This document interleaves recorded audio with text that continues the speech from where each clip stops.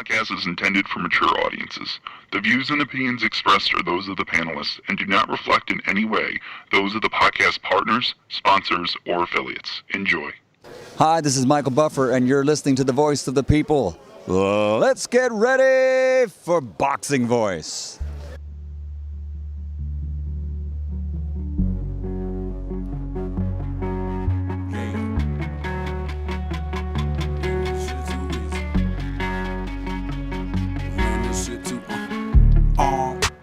I wake up feeling like Mayweather.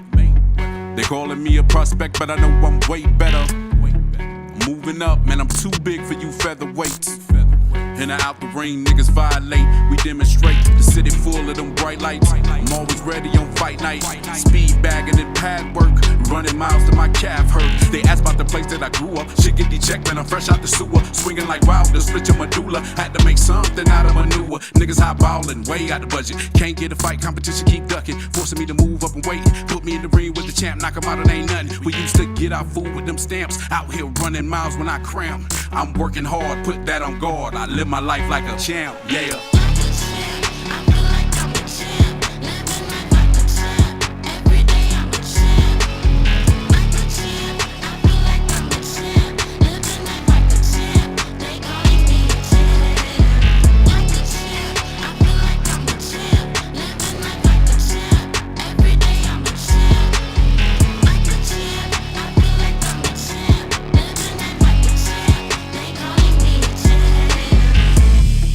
Every fight that I'm in, we win, we pop bottles.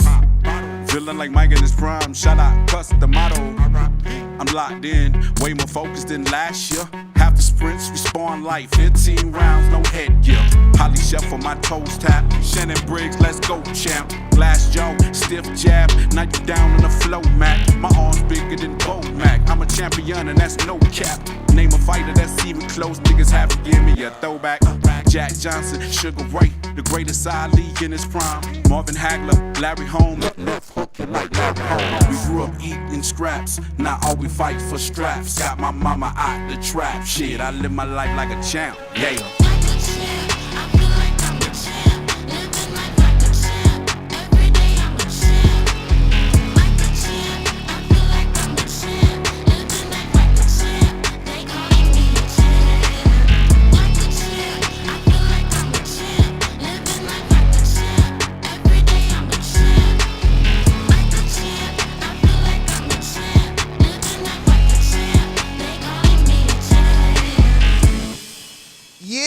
Welcome back, ladies and gentlemen, to another one with hashtag TBV podcast. Wherever hashtags don't use, I'm your host, Nestor Gibbs, joined alongside Coach Mitty across the pond and Francis across the globe in Canada. Yo. It's going down. We got a lot to talk about. Young Devin Haney must make a statement. Gervonta Davis reportedly does 225,000 pay-per-view buys, and Tyson Fury set to face AGIT KABAYEL. It's going down, man. A lot to talk about it. I think only other thing I left out is Luis Ortiz on Fox. He's returning, taking on Alexander Flores in a decent undercard, and we'll talk about that. Heavily stacked heavyweight card by PBC. I'm all for it. Gentlemen, what's up? Midi. Yo, what up, guys? You know, I'm happy it's Thursday. We talk about boxing, man. And like you say, I don't know, there's not that much boxing this weekend, but there's some boxing. So I'm happy to talk about it. And there's some names that we know, right? So Ortiz is back. Let's see what he's got. You know? Yeah, man. Yeah. Yeah. Go ahead, Ness. Sorry. No, go champ. Go Yeah, champ. definitely. Mitty, just off the back of what you're saying, Ortiz is back after his last defeat to Wilder. He's getting an opportunity to get back in there, seeing nobody wants to fight him.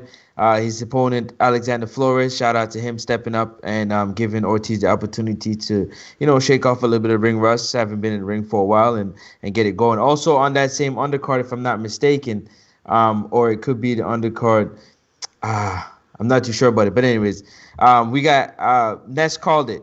Tyson Fury, instead of fighting anybody other than Wilder, he's going to go fight the top 15 rated guy at AGIT KABAYEL. You can go check the tape. If you look back a couple weeks ago, he called it. I didn't believe it. I didn't believe it. I called it fraud, and it came out to be true. So I gotta give him his props for that call right there. Is he on the undercard? Is that the one? Tyson No, no, Fury? no, no. Tyson Fury, they're doing their own thing. No, no, not Yeah, that one.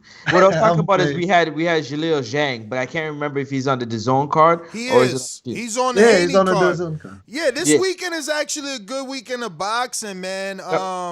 Let's just take it from the top and kind of run through it. We are gonna start with November 7th. We have in Hollywood, Florida, where I want to head on out to. Not Hollywood. Hollywood's too rich for my blood, but that's where it's going to be happening. A title fight with the young Devin Haney. They're calling him the next Mayweather, the young phenom. He's going to be taking on Yuriorkis Gamboa, most known for his win over Orlando Salido and his loss to Terrence Crawford. And right now, most notably for lasting 12 rounds with Gervonta Davis, but being stopped in the 12th. They're going to be fighting in a 12-round fight for Haney's WBC lightweight title, not the franchise version.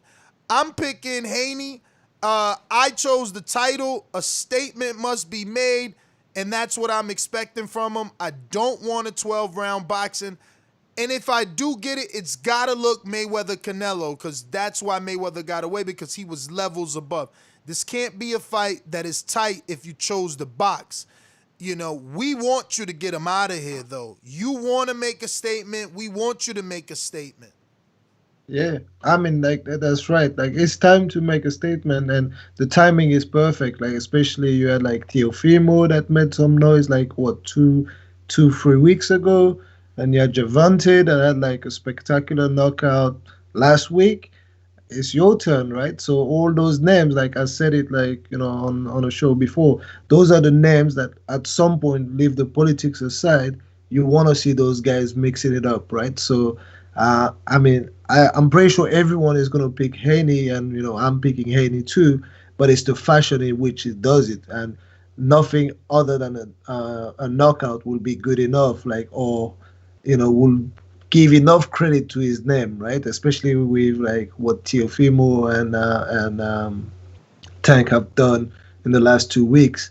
We're just looking for Haney to shine, and I think he will do it. Like that's the right time to get Gamboa, but even irrespective of timing, I think he has all the advantages over Gamboa, right? So, and it's a good name, so all good, man. Like Devin Haney, not by murder, but by stoppage. How about you, Francis? What do you see? Oh, so for me, I got Haney put it on a masterclass boxing performance. If everything goes according to his preparation, I do see a late round stoppage. I would say a 7 through 10 round stoppage. If it goes past 10, we're definitely going to 12. But I definitely see Devin Haney just picking him apart. The difference between him and Gervonta Davis is Gervonta Davis knows he has power, and at times he relies on his power. But in this instance, Devin Haney knows he has the boxing ability. Going against a boxer like Gamboa, older but has the experience, still can box. He's going to show just how you should hit and not be hit against Gamboa. We still got to see that, though. The truth is we still got to see that because, that Dominican dude that we never heard of hit him, and he's not the pedigree of Gamboa. And even if he's as good as Gamboa, he hasn't even proved that yet. So, one has to assume that a healthy Gamboa will do better than the last guy that Haney was in there with. That did give him some trouble. No, I mean, like a healthy, Gamboa in general is a guy that has he has the street cred, right? So that he has the pedigree, he can box, he can do his thing. So yeah, he might make it a few rounds that will be interesting. Yes, he will know how to stay away for a few rounds and not get knocked out in the first round like a crazy knockout or something like that. So he will definitely give Haney a few things to think about. But generally speaking, my view is that it won't be a very hard fight, and I do think that he'll get to Haney will get to Gamboa and stop it, and I'm expecting him to stop it, right? So. And anything less, like I said, it won't be that impressive. Anything You less know would what? be uncivilized. Yo, I didn't get an opportunity. First of all, I didn't get an opportunity to say, what I'm saying, shout out to the man upstairs for allowing us another opportunity to be here, to talk to you out there. This boxing, we got a lot of things going on. Big weekend, big fights. I'm excited. I want to scream, but I'm not going to. Go ahead, Ness.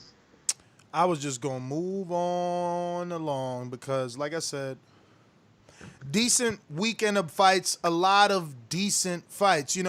Devin Haney, Gamboa, decent in the sense that he gets to make a statement, and if not, we get to judge him and know that he's not on the level of Tank and Crawford and even Salido.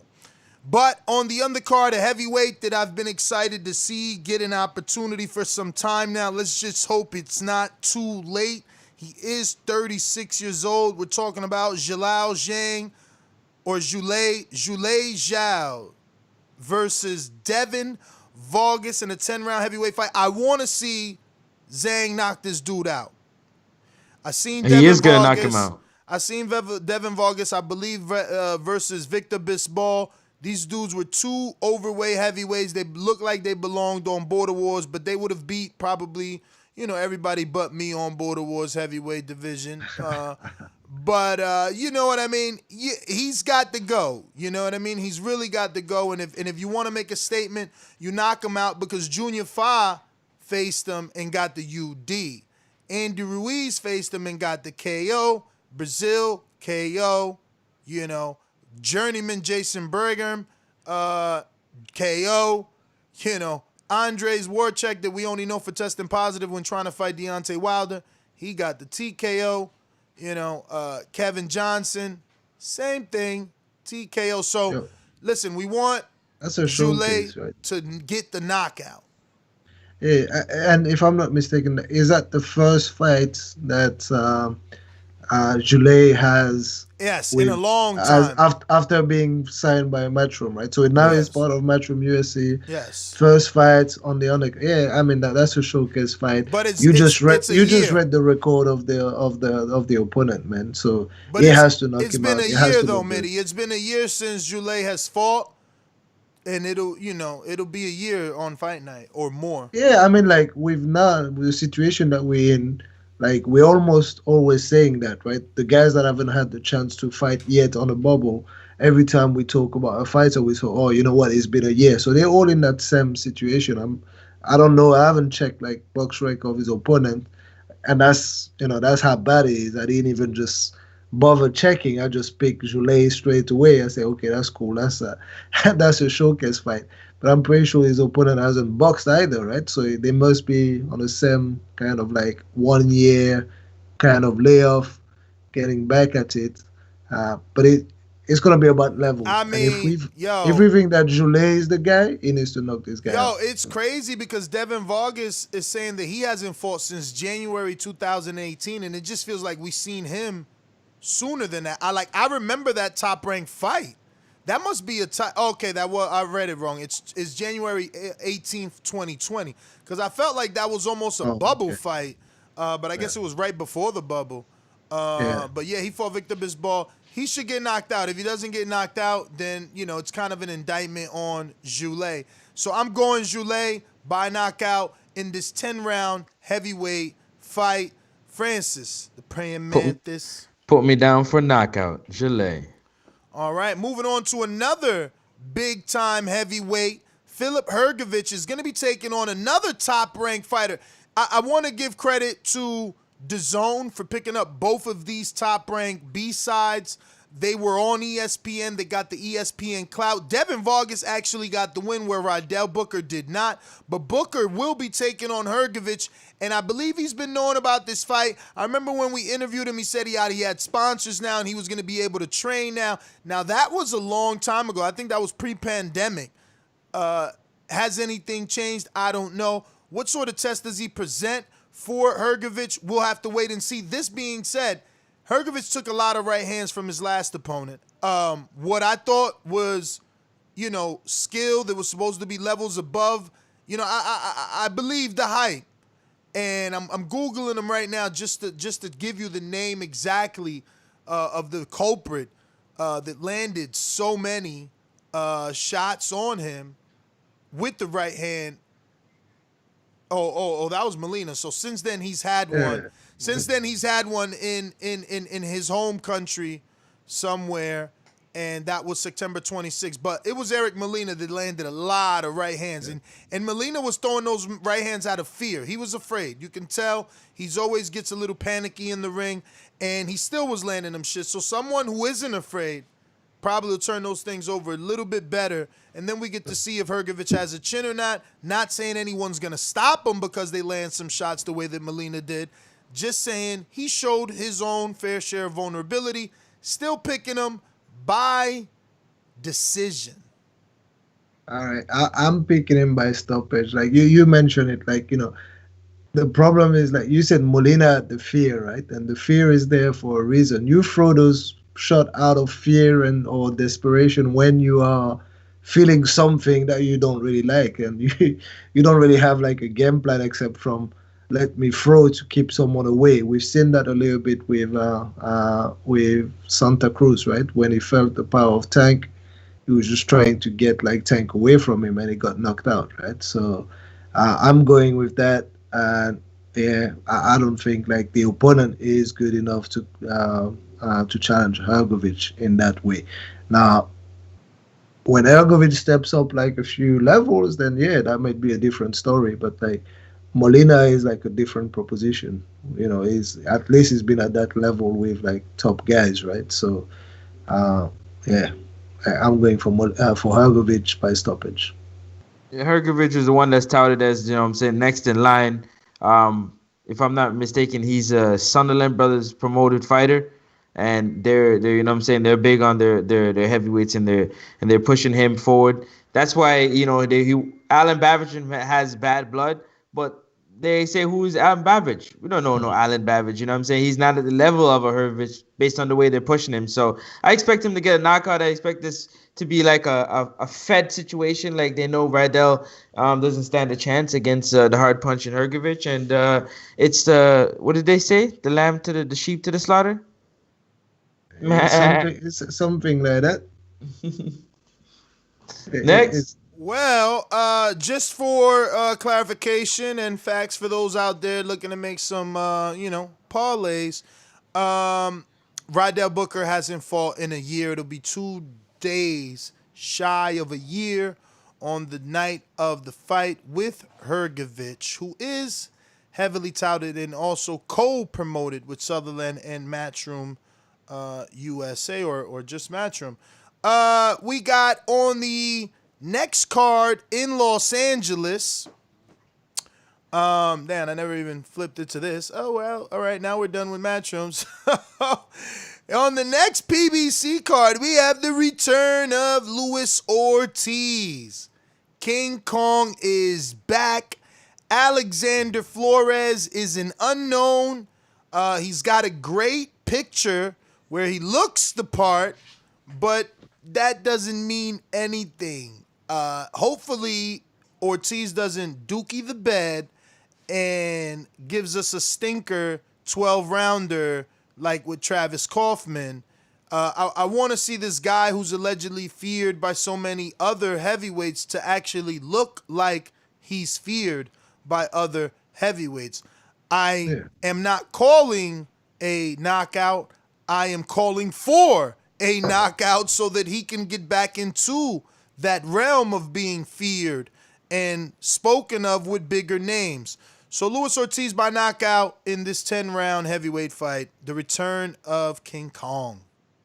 So I'm with you, right? I'm not picking a knockout, and because Ortiz is that type of fighter, he needs to have like a formidable opponent for him to put like a crazy performance. We've seen him like in the UK, for example, when he came over and was there to just like make a big splash and set up big fights with like the likes of the AGIT and co. He gave us like a stinker with Dave Allen, right? So he went rounds with Dave Allen. He went to a decision, like, so. I mean, especially coming off like a layoff, like we know he's got a superior skills and all that, but it's all about like levels of motivation with him. So I think it's just going to coast to a decision if he can, right? So I'm picking him, but it could be a decision. So that's what I'm going for. Yo, Mitty, I gotta challenge you on that Dave Allen thing because we both know, we all know that sometimes fighters can find a way to survive some fights, based on their defense and make it through all the rounds and avoid a knockout. And I remember vividly, I can't remember exactly. I think it was IFL, if I'm not mistaken, had an interview with Dave Allen about Luis Ortiz and fight him, and he said when he felt the power, he said, Yeah. "No, no, no, no. Hold on. It's on many different situations. It happens. Sometimes you're supposed to get the opponent, and sometimes it just doesn't present itself for whatever reason. That you're gonna get flagged for it, but you just gotta live with it. You know what I'm saying? But I'm picking Luis Ortiz to knock Flores out. I actually did my homework and started to watch all the fights that was taking place from the Justin DeLoach fight and so on and so forth. So I know that Flores is not anything that Luis Ortiz would struggle to knock out. So I'm Okay, picking a knockout. okay, cool. That's okay. Like, but I mean, like, it's quite possible the knockout can happen. It's not about the opponent. Like, even if the opponent goes out and makes it difficult to get knocked out, there's that level, especially in the heavyweight division. There's that level of like elite fighters. When they decide to step on the gas, they will find that finish. And he doesn't decide to. He's quite happy. He's just like, he said, okay, no problem. I can do the boxing thing.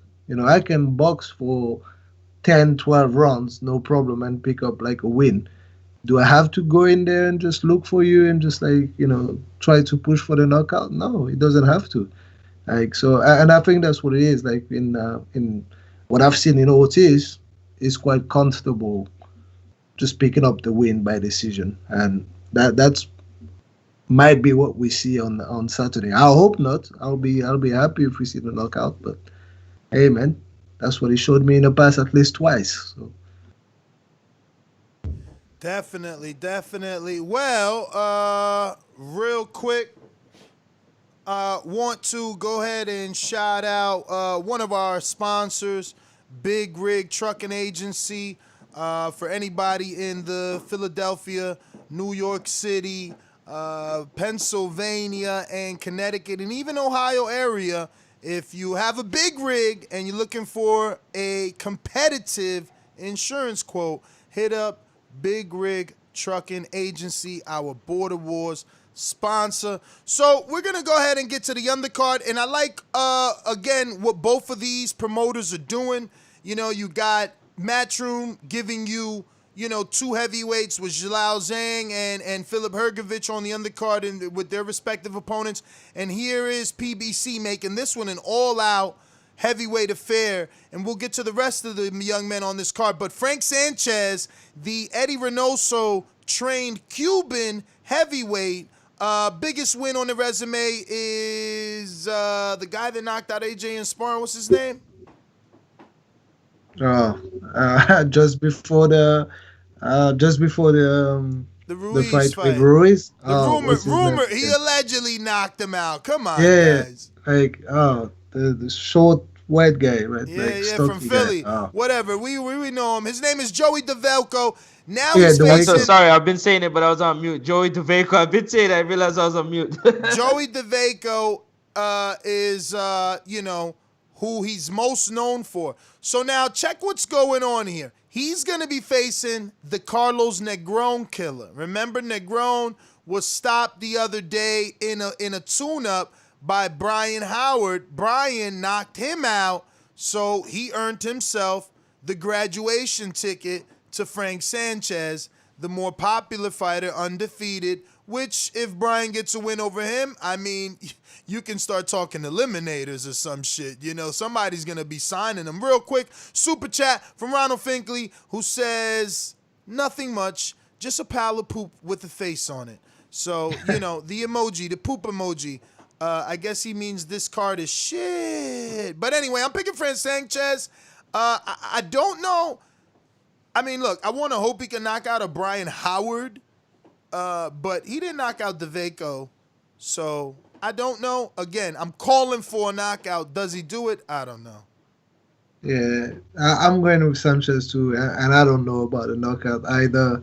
I'm just gonna go for the win. That's all, man. However it comes is good, man. So Frank Sanchez, but Frank Sanchez is decent, right? Like at least his record suggests that No, he's decent. doesn't he have like 10 knockouts or something like out of 15 I or mean, something he like that? didn't knock out DeVaco. That's where you could have impressed me. You know what I mean? But he didn't do that. So again, I'm gonna say, like I said before earlier, sometimes some fighters come to fight and you don't get an opportunity to get it knocked out based on the way that they're fighting. Now, Joey DeVaco, do my homework. I watched their fight yesterday. Frank, he's very athletic. He's light on his feet. He's agile. He throws a lot of punches. The punches are not really the heaviest, so to speak, but because of his activity and he's a big guy, he'll get knockouts, and that's why his knockout record is the way it is. And Brian Howard got a good knockout against Carlos Negron. It was very solid, flush on the chin, banged him out. But I feel like the activity of Frank Sanchez is going to be way too much for Brian Howard, and he's gonna. Hopefully he can get the stoppage, but I'm picking 12-round decision, and he's gonna beat him up a little bit for sure. Yo, so check out things work, man, for those guys out there that like to disrespect. And I was one of those guys until Border Wars, right? But Victor Bisbal went 4 rounds with Frank Sanchez, and it's just like bringing it full circle. Victor Bisbal also lost to the man that is facing Zhilei Zhang, right? So, kind of full circle. These heavyweights have been on Top Rank, and now they're getting shine on DAZN, but still linked to the fighters over here on PBC. But yeah, man, I guess on the undercard of that is got Negron, right? Michael Coffie first. Negron is last. But Michael Coffie has a big fight, man. This is a big fight, man. I wonder if he's going to be on the line. This is a fight that maybe you can look to see what that money looks like for decision, right? Let me see. Has anyone stopped Joey Abell? I mean, he's really tough. I know he's only getting older. He's been stopped a few times. He's 39. He's older for sure. He's had his resume is stacked with some names, but he's definitely been stopped. But as of late, who stopped him? I mean, we got Thomas Adamick stopping him in 2018. Between then, he hasn't really fought, only with Quincy Palmer. I watched that fight. Yeah, so yeah, he should be. He's gonna get. I'm picking stoppage for the other guy. He should be done enough, man. Oscar Rivas stopped him in Coffie? 2. Oscar Rivas stopped him in 2. Tyson Fury stopped him in 4. Pulev in 4.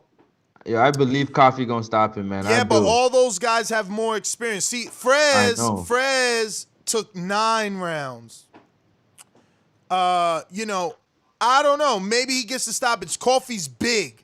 He's big and heavy-handed. And he hits hard. Yeah, he hits hard. That's what I'm saying. But he's not the most aggressive. He's more of a counterpuncher. He's a worker.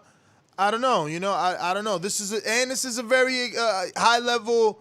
Not high level, but it's high experience for him now. His last opponent, Luis Eduardo Peña, who just got beat by the real big baby, was more of a live body than Joey Abell. But Abell does bring a certain, I think it's Abel. He does bring He does bring a certain level of experience to the table. I'm still picking Mike Polite Coffee. Shout out. Did you Mike see the Polite. reach advantage between the two? No. 83 inches for Michael Coffie. I watched Joey up close, man. I watched him spar, man. I watched him spar. Just because he's been out the ring, don't think that he's inactive. People hire him to go to their camps. He's been in Wilder's camp. He's got a really good... The thing is that with him is, can he last? Can he do more than 3 rounds? Can he get out of that sparring partner mentality and sparring partner... like what they need from you. They only need 3 rounds. You know what I'm saying? So can he do more than that? Because in those 3 rounds, he is going to double jab Mike Polite, and he's going to bring that fight to Mike Polite. He's no slouch. I'm telling you, he's no slouch. He's going to come in there unless he feels something. Now, they can know something I don't. I've seen them both at Wilder's camp. Have they sparred on those days that I didn't go until 5, where they let them work out before the former champ got there? I don't know, but I'm still picking Polite. Yeah, I don't have much to say on this. I'm picking polite, and it really, based on what I'm hearing from you, I'm also wondering what the opponent what kind of ambition the opponent is coming out with, right? So, you said he hasn't boxed since 2018, and it is Yeah. I'm picking polite, and potentially, I'd like to see him do. Well, he had a fight November, so it'll be another one. He's been out the ring a year. He got to win a 1-round fight in Maplewood, and that's not enough, man. That's not enough. But who knows what camp he was in? Because he stays in someone's camp, man. They use this guy a lot. I'm telling you. I don't know why, but he's been in everybody's camp. I heard enough. That's cool. I'm picking my polite Coffee, so all good, and stop it hopefully. No, everybody should be picking polite. Yeah. For real. But yo, take a deep breath. Take a deep breath. Carlos Negron is back. Fire. So Carlos Negron has to open up for the guy that knocked him out. So I hope that sinks in. That's how it works, man. I hope that sinks in, and he says to himself, I was up there with Dominic Brazil, and I trained with the main event in Lewis, but I'm the opener because I failed and lost my tune-up. He better get together and do what he got to do. Hopefully, he's in good shape because he's over there training with Luis Ortiz. He's training with Cassius Chaney. Who else went out there? There was a few heavyweights that were out there in that gym, so he should be there. I wonder if his issue is mental or chin, right? Like Howard knocked him out, Brazil knocked him out, and Epifanio Mendoza knocked him out in Puerto Rico, who was a journeyman. 31-12. So maybe he's one of those. I don't even know. I can't make excuses because you should have got up for Brazil, and he's a name, and the other two dudes that knocked you out are not a name. So who knows what's going on with him, man? It is the opener for the guy who knocked him out, but the guy who's knocked him out is not supposed to win, though, right? He's being brought in as the opponent. So, I'm sure he would sink in, but at the same time, that's the game, man. He knows how it works, and he's gonna work himself back into those positions, and that can happen. So, I think I'm hoping that he is in a fight. That's an 8-rounder fight, right? He's in, and so I'm hoping that it's just some kind of fight just to put him back in the mix. So I'm picking him. 8-rounder. He should feel disrespected. They offered him an 8-rounder, man. Yeah, that's how it works, man. Maybe he asked for the 8-rounder. Who knows? And maybe the opponent was not they didn't have an opponent that was worthy of a 10-rounder for him.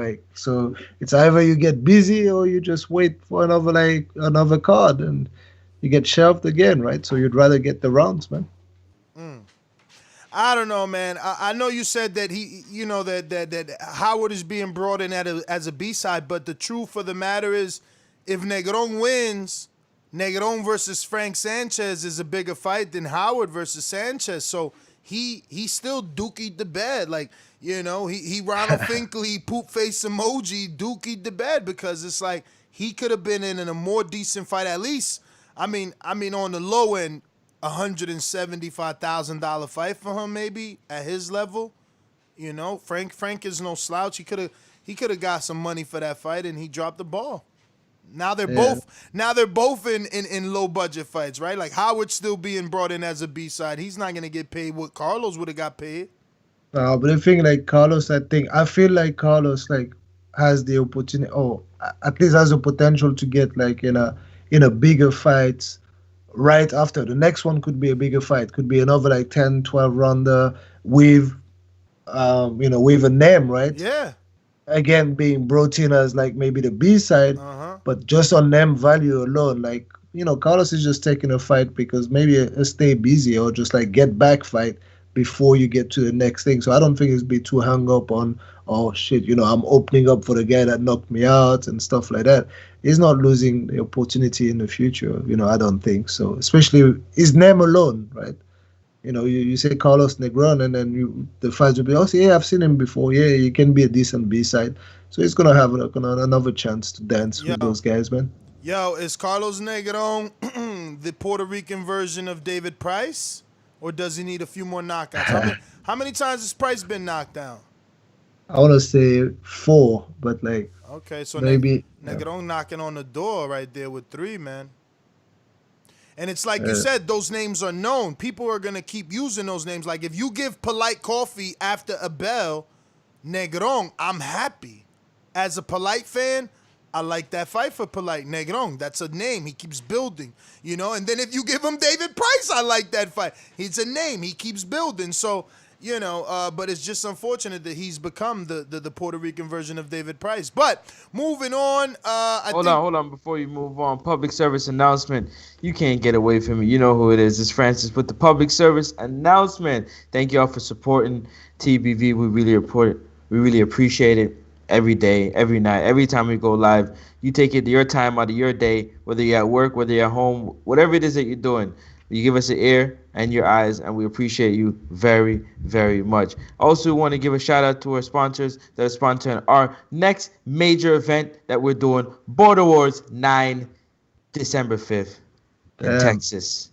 Listen. You don't want to miss it. If you can be there, be there. If you can compete. Let me run through some of the sponsors before Mitty gets rocking and cooking, if he doesn't mind. First of all, shout out to Adrian Clark. Protect yourself at all times. Thank you very much for your contribution and your sponsorship to this event, supporting all the fighters with their headgears and their 69 gloves, and making sure they're looking sharp and clean and uniform. Shout out to Big Rig Trucking Agency, Insurance Agency. For all of them out there, make sure you go ahead and check out Big Rig Trucking Agency. Also, you got wirelessbuttshop.com, one of our very own. Go ahead and check out wirelessbuttshop.com if you want to get your ears right. Go ahead and check them out, because that is the place to be. Also, you got Bravish. Did I say it right, Mitty? Yes, Bravos. Yeah. There you go. See, I had to ask them, the resident UK in here. Bravos.com, Xavier Miller, shout out to them. Also sponsoring the event. We really appreciate you being a part of our event, and we hope that you gain a lot from that as well. Undisputed Boxing Gloves, Coach Rivera, the whole Coach Rivera team and family, shout out to you. Thank you very much for always being there and for supporting us. We had one of our very own, Mario Munguia. He competed in his very first Border Wars fight, Border Wars 8 in Pittsburgh, in the Undisputed Boxing Glove. And, the controversy continues. We got Holt.boxing.gloves. Check them out on IG. Shout out to Kendall Holt at Holt.boxing.gloves. He's going to be sponsoring the event with some apparel and gear as well. So thank you very much. And we can never forget, last but never least, El Camino. You already know how it is. Thank you for your long-standing support of TBV. We appreciate you, and we know the people appreciate you. And let's move on. Definitely not last, and definitely not least, and obviously one of our biggest sponsors, Brian Custer with the Last Stand podcast. Definitely want to shout him out for going ahead and taking a chance on TBV's Border Wars and being one of the, him along with Adrian Clark, obviously, and Kendall Holt, some of the biggest names to become a sponsor with us. Shout out Antonio Garcia. He's going to be taking that Karma Surge fight at 168, and he's looking to sponsor as well. So definitely want to shout out Brian Custer, the Last Down Podcast. Listen, you already know, before he sponsored us, we always told you he gets those guests that we just can't get. So head on over to the Last Stand Podcast. Why that came out so bad? Last Stand Podcast. Last Stand Podcast. You went Caribbean on us. I know, man. My mind is somewhere else. But yeah, man, check them out. And let's get back to. Should we talk about? Okay, let's continue. Go ahead. I was gonna talk about some of the fighters for Border Wars. Just before we move on, right? Like, I misspoke actually. Like, David Price been knocked out like 7 or 6 times, depending on how you want to count one of the no contest. Like, so some of the fights that came up straight in my mind, I had it 4, but it's more than that, man. Like, that's crazy. 7 fights. He been knocked out 7 fights? Yeah, Hey, seven hey, times. He lost 7 times, 7 KOs, man. So, you're talking about like Christian Hammer. I didn't, I'd forgotten Christian Hammer. Then you're like Sergey Kuzman is one of them that didn't come to mind. But I had like fresh in my mind, I had like the Chisora, the Povetkin. I obviously knew about like the Tony Thompson twice. But you also have like, names like I mentioned, like Erkan Tepa, Christian Hammer, Sergey Kuzman. So that's a lot of KOs, man. hey, Midi. Honestly, with all due respect, we respect your ability as a coach, and your ring generalship, and your contribution to TBV. But you should never be allowed to ref again for blowing that call against Jose and Enrique. You should never be allowed to ref again. Wait, you so blew that call, and you give Jose an opportunity to run away from the power of Enrique Church. I'm dismissing. I like Thursday. Keep messing. I thought you were gonna come up with something that made sense, but that did make sense though, because there is controversy surrounding it. Better. Come on, Vinny, nice try. That was a good one though, but it didn't work. Let's go. So we are at the young Tank Davis. It's time to discuss the fact that he has done reportedly 225 pay-per-view buys. Little bit less than what you thought, Francis, but definitely a good number. A good number. Now, you got to report the good with the bad. Allegedly, Tank Davis was involved in a hit-and-run accident, and that's coming off the back of him doing such a great pay-per-view number with Leo Santa Cruz. But still in all, good number. This means that they can think about pay-per-view in the next one. I mean, they can literally go pay-per-view in the next one, but we got to mix in a little bit of drama, a little bit of maybe, what if. I mean, on Floyd's Instagram, he just posted 2 minutes ago, bro. I don't care what anyone says. Good people get tired of being good to ungrateful people. Now, I'm not telling you that the two are tied, but I'm telling you, what if they are tied? Tied to what too? Like, so who's ungrateful? You're saying that he's talking to Tank about? Like, how do you link two things? I mean, you saying that. Why are you saying that? No, because I don't even know what Tank came out and said, right? So, Well, I mean, Tank didn't say anything, but he's reportedly been involved in a hit and run. Oh, okay. That I didn't know. Wow. So I can see if the reports are true, and now Mayweather's getting calls that his star, who he just helped achieve all this success over the weekend, went out to celebrate and had a hit and run. I'm not sure. I'm gonna try and look for the date, and maybe the hit and run is before. You sure the hit and run was not like on Leo? You just like hit him and then go. Yo, you're terrible. It's a wrap. It's a wrap. They coming for us, man. That's crazy. Hit and run on Leo. No, but I actually didn't know that. I missed that completely. So it says boxer Gervonta Davis involved in a hit and run accident in Baltimore, sources say.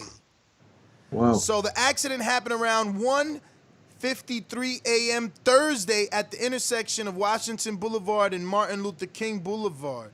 So Thursday, what was that? Thursday before the fight? It's today, right? Wow. Today, must be today, yeah.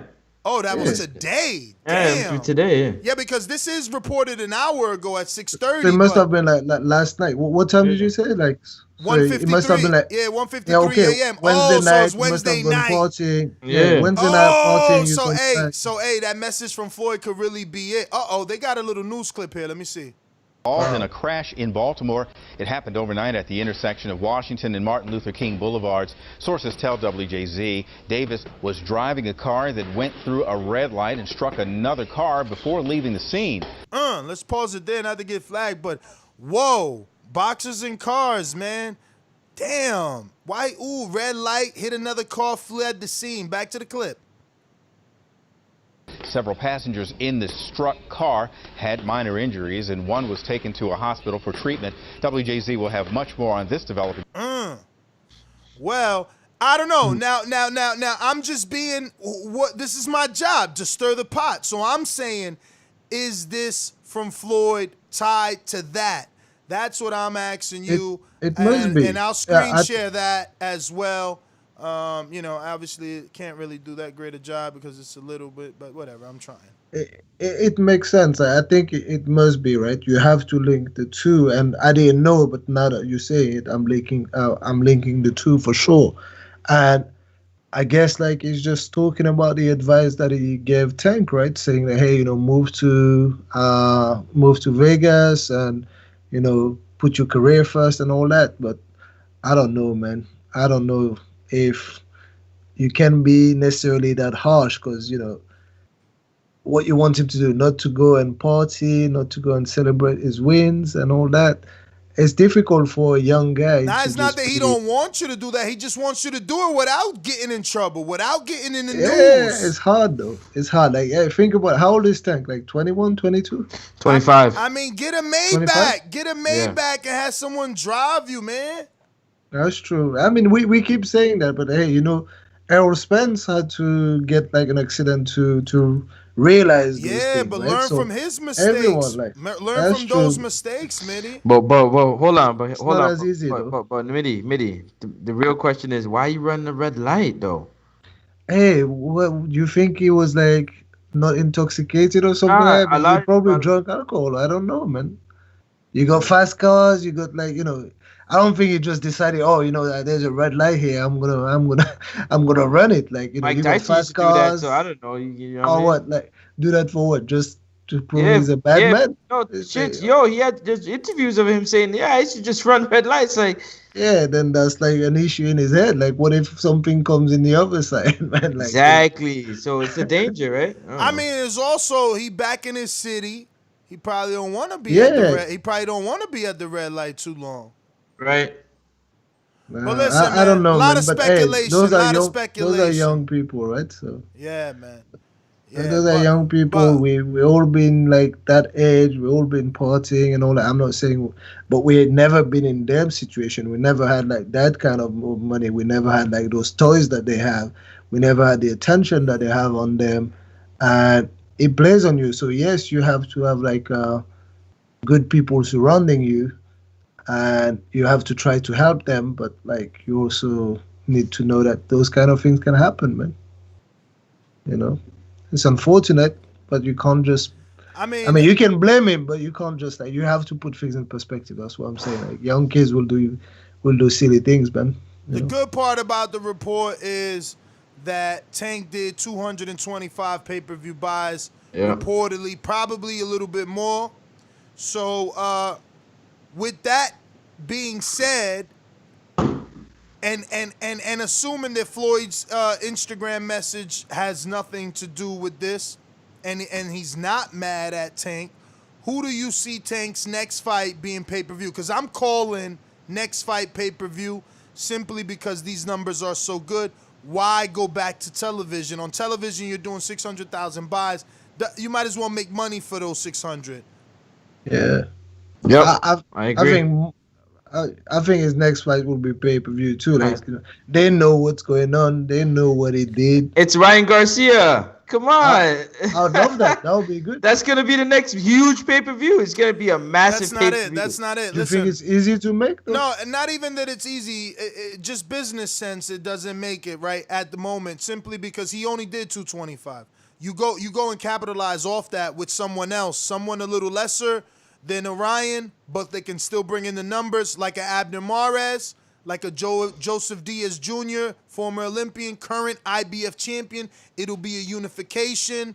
That's also a hard fight because he's Golden Boy. Now you're splitting the pot. You're doing the pay-per-view and you're splitting it with Golden Boy. So again, Abner Mares makes sense. If I'm looking at the rankings at 130 pounds on the PBC side, we got Chris Colbert. I don't know that they can do that pay-per-view. No. Oscar Valdez is on the other side of the track. Sheesh. Would you not like that though? Like we were talking about Chris No, that's Colbert like recently, right? Like just the Yeah, other yeah, day we but were talking about Colbert. it's not gonna be pay-per-view worthy, you know. Yo, it has to be Ryan Garcia. Put if- me down for Ryan Garcia right now. If Leo only did 225 with Tank, you know, Chris gotta really sell that, you know. He's gotta really sell that. I don't know. I'm looking at these WBA rankings because that's who, you know, PBC deals with. I see nothing. Then I'm looking at WBC rankings. Tevin Farmer, and I don't know that fight is as big as it once was, simply because Tevin lost and he's got unfinished business with Joseph. He looks focused and training for Joseph Diaz. I don't know where they're gonna go with Tank. Wow. Okay. How about Gary Russell, man? Like he likes to talk. Like he's shorty. That's shorty, a fight. That's a slim. fight. That's a fight. That's a fight. And I think maybe they can sell that. And I don't see any other. Like, what else does he do at 30? Is he gonna vacate?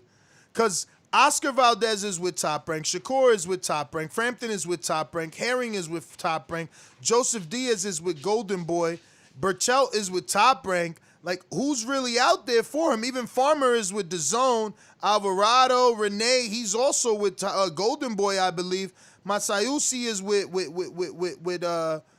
Top Rank. Like, I mean, Cancillo, ain't he with Matchroom? I don't know. There's no one there. Yeah, Gary Russell makes sense, I think. Gary Russell. Gary Russell does make sense. I can't deny that. But I don't think they're gonna give him a shot.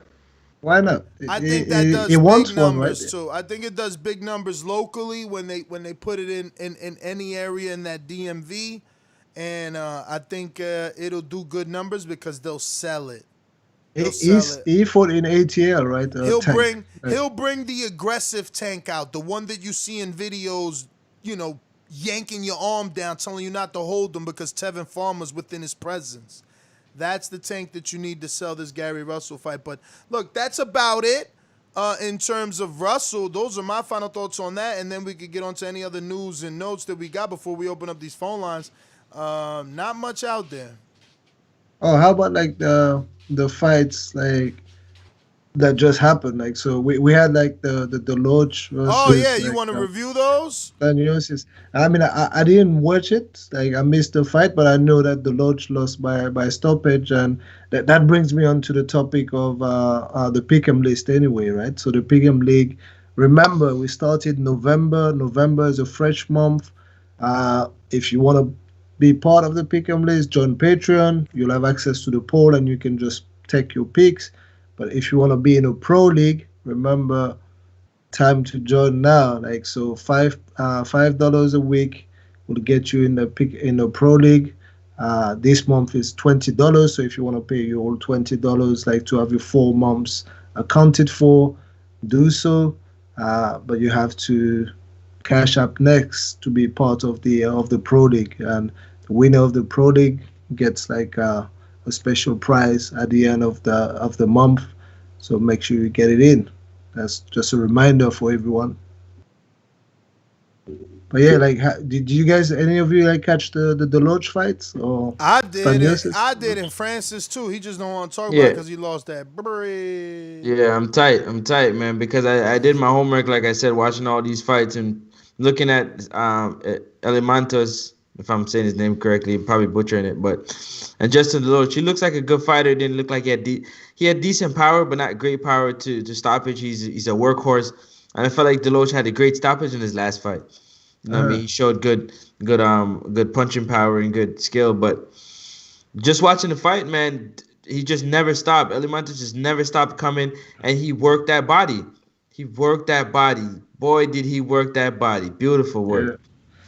Man, hey, like, I'd seen him like on like the tape before, and I also knew that they were building him, right? So you have to take those things in consideration when, you know, where the trajectory of the fighters are going, the risk the promoters are taking, and, you know, I felt that they were building the kid, man. Like, so I had to go with him. So yeah, I picked him, man. I didn't know he was going to get a stoppage, so that was pretty cool. good for him. And then we have fights tomorrow also, right? So we have like Kali Reese against like Candy White, a female fight on there. So I don't know if you have like a view on this one, but that's on the Pick'em list too. So like I said, if you want to be part of the Pick'em League, join Patreon. And if you want to be part of the Pro League, where you get like a special price, it's $5 a week or $20 for the month. At the end of the month, the person who's got the most number of points is going to be the winner of the November Pro League, and it's got a special price. If you don't know what a special price is, just hit us up. Like, we'll explain that to you. All right. Sir, well, I think we got a little bit of news and notes. Let me check here on this itinerary. Oh, we didn't talk about that. Look at that. We about to go without talking about Tyson Fury and AGIT KABAYEL being finalized for December 5th. You believe it's finalized? I don't know. I hate when Mario does the itinerary and then doesn't show up to defend these words he writes. I mean, it's been talked about for the last week and a half, 2 weeks at least, right? Like, so it's been like the hunt for an opponent for Tyson Fury for December 5th, right? So whether it was gonna be Carlos Takam, KABAYEL was always like a name out there, and I think KABAYEL was always the front runner because, I mean, you don't necessarily just like. Well, Tyson Fury likes to get like those tune-up fights, and you mean those cherries? Yeah, I mean, like what he does, he just does like a tune-up fight where he's pretty much knows that he's gonna pick up the W, and then sets himself up for bigger fights after that. So, although Takam is not necessarily like the biggest threat, he is a threat, and he is like a fight essentially, right? So. Yeah, man, like, I don't know. KABAYEL is the guy that he chose, and it's no surprise to me, man. So. Yeah, very inexperienced KABAYEL. He should not be able to do much to Fury, man. I know he had some success and was able to get the win over Chisora, right? That's his, like, freak win. Yeah, that's the win. And again, like, that's what it is. He was able, and he shows something at least. He shows that if you don't come prepared, if you don't come with the right level of motivation, then he can do something. He can create like an upset. Yeah. It's highly unlikely with Tyson Fury, but hey, man, I don't know. I don't know what I can say about this fight, but I don't like it, to be honest. But neither do I. It's a weak fight. That's what it is. Yo, it's funny that Top Rank signed him, though. Well, I mean, it's not necessarily a cherry pick because it's like a Top Rank fighter. This is an in-house fight, and it's just, sorry, Top Rank diet. My apologies. Yeah, that's what it is, champ. Do I got my shirt? I ain't got my shirt on, but it's just interesting that they signed him, right, guys? Like, he just even after the Chisora win, no one gave him airtime. All his fights are in Germany. Like, is he like the next Klitschko? Because he's only got UDs, so I don't even know. Yeah, man, like. It makes sense to sign a heavyweight that can hang at a certain level, can get a win at a certain level, because you can make those in-house fights, right? When it comes the time to make an in-house fight, you have a stable of people that are credible enough, right? And so, yeah, that makes sense. Like, in a heavyweight division, if you're decent enough, if you can hang with top 10s, you're going to get signed up. Like, it's some money on the table, man. Well, he's 6'3", so not that big of a heavyweight, and he's getting a couple of UDs. He got one over Andriy Rudenenko and Chisora, the two biggest names on his resume, and then he just had a unanimous decision versus the last dude. The Top Rank aired on ESPN Plus. But moving along, we got in the notes Joshua El Profesor Franco versus Andrew the Monster Moloney and Elvis the Dominican Kid Rodriguez to feature on Crawford-Brook undercard. I mean, good fight, I guess, for Franco. You know, it's a fight that, you know, he's familiar at least with the guy, and if anybody's used to rematches, it's Franco. So hopefully he gets the win again. I know this was a really big win for him. He won a version of the WBA. So I don't know anything about the Maloneys. They both came over here and they ended up being phony baloney. So, so the Profesor, they came from Australia with all this hype and all this freaking like social media presence that Top Rank gave them. They pushed them so hard at us, the Moloney brothers, and then they both got trashed. Man, you seen that Top Rank? Like, Top Rank is doing that well, right? With that clip of Inoue practicing the shots on Moloney on the pads and then executing that in the fight. I love that kind of things, man, because, like, it shows it's not just, like, throwing hands, man. It's preparation, it's tactics. I love that, man. I don't know. I'm a sucker for those kind of, like, social media montage when it shows you, like, what you practice and then you actually deliver that in the ring. That was pretty good, man. Yeah, that is very good. Yeah, it shows timing, it shows accuracy, and it shows repetition, muscle memory. That muscle memory, he's seen it, he recognized it, he locked into it, and delivered. And we prepare for it, like you said. Like, you know, a lot of people watch the fights and say, "Oh, you know, those two guys, it's just fighting. It's just you throwing hands and all that." It's not throwing hands, it's strategy. It's just like recognizing like a few things.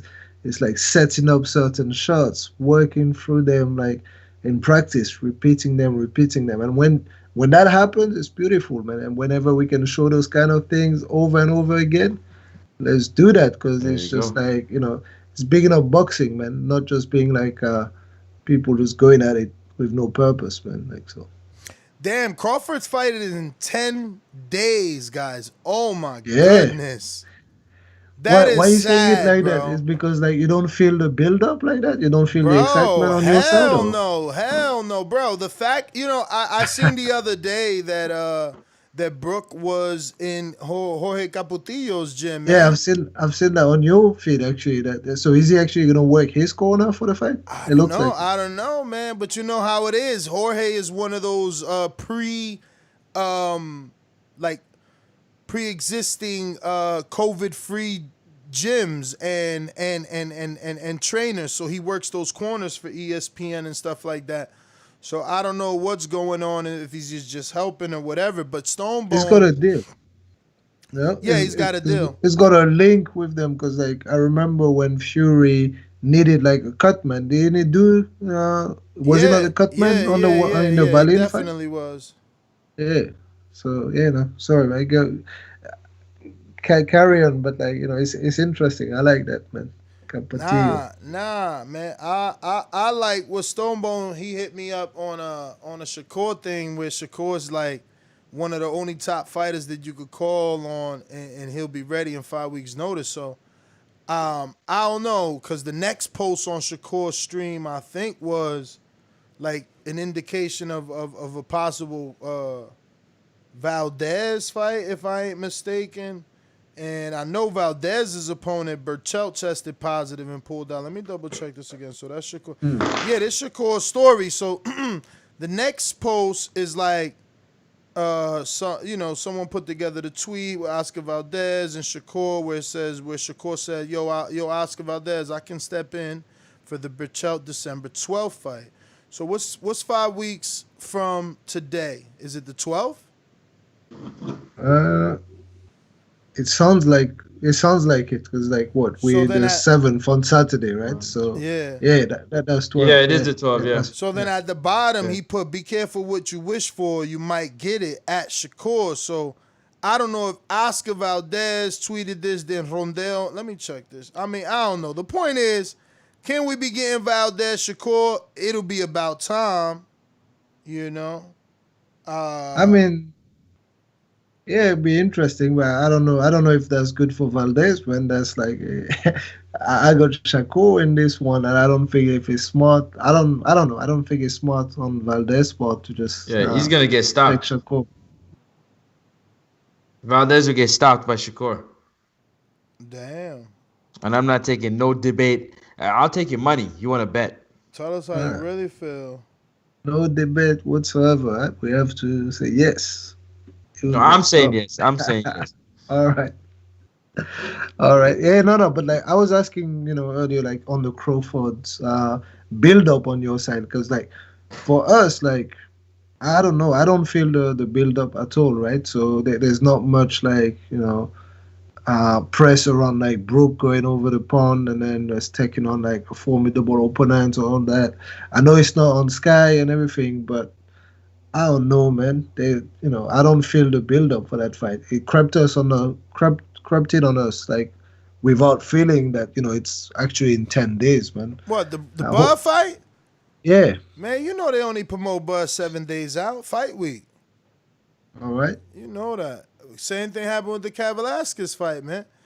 Even the Khan fight, it's not man. on pay-per-view for you, right? It's not on pay-per-view that fight? Hell no. Hell All right. no.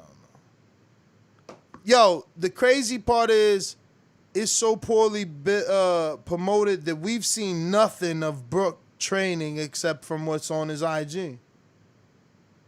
That's the thing. That's what I'm saying. Even Like, usually you need to build things up, right? So even Bud, if you don't follow him on IG or follow Top Rank, you don't know that he's in training. You know, he's got a little afro now and shit. He looking in weight. But it's crazy, man.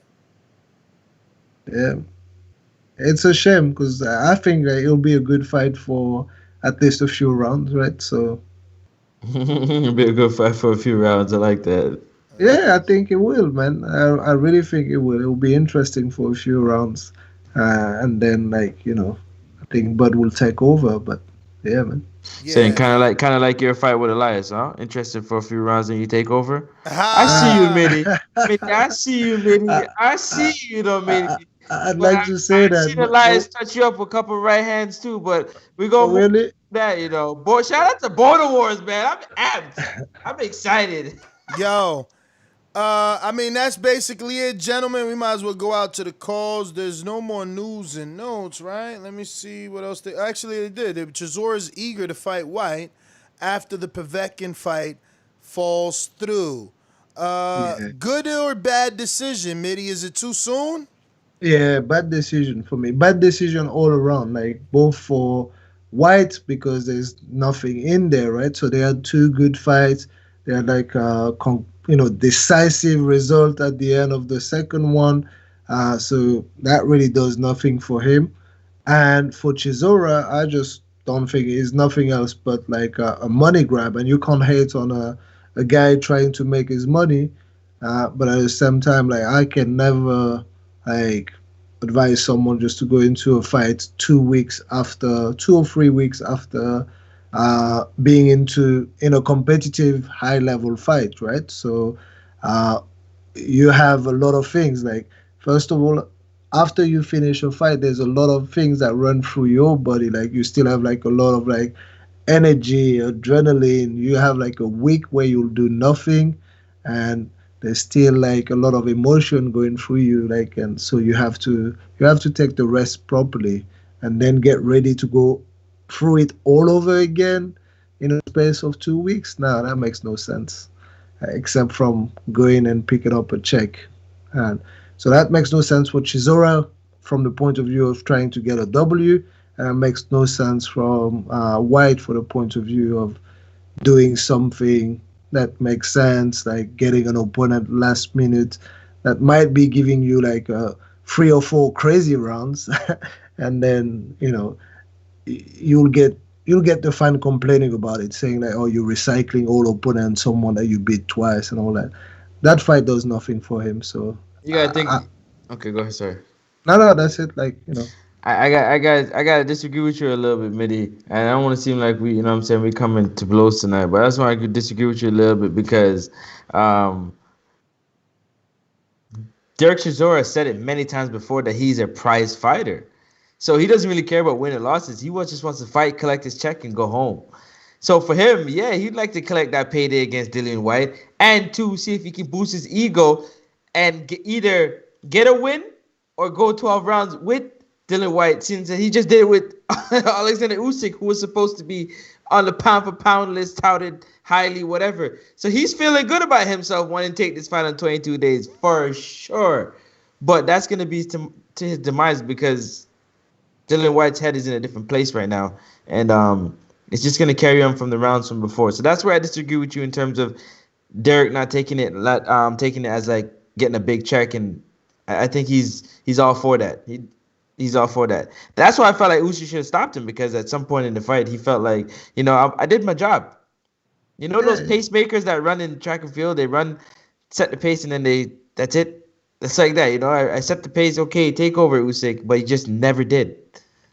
Yeah, I mean, like, hey, it's right. Like I said, he's a prize fighter. He can make his money. That's all good. But I don't know, man. Like, it's for people like you or other people that just to shit on him in the future. Say, look at this guy with all like the losses and all that thing. So he doesn't really care because he has money in the bank. That's right. But I don't know.